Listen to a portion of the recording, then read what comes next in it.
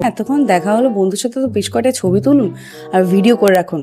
ওই পাগলামির, ওই হাসির, ওই ভাট বকার একটা ভিডিও করে রাখুন। ওই ভিডিওটা কিন্তু পরে ভীষণ আনন্দ দেবে আপনাকে মন খারাপের দিনগুলোতে। আর আমি আটকাচ্ছি না, এবার ফাস্টফুড তো চলতেই পারে। এতক্ষণ তো হেলদি হলোই, তাই না? ছোটবেলার মতন যদি শেয়ার করে খাই, সবাই মিলে টাকা দিই, এক প্লেট চাউমিন, একটা রোল কিনে আমরা ভাগ করে খেতাম, মনে আছে?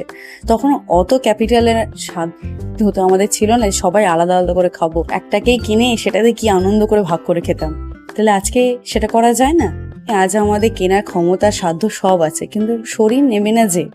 অল্প করে, হ্যাঁ, ওই হাফ যদি খাই তাতে শরীরও নিয়ে নেবে, মনটাও খুশি হয়ে যাবে।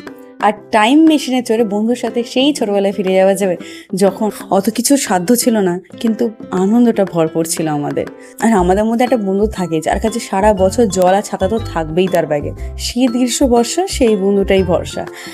তো তাই এতক্ষণ যে ঘোরাঘুরি হলো, হাঁটাহাঁটি হলো, জলটা খেতে কিন্তু ভুলবেন না, কেমন?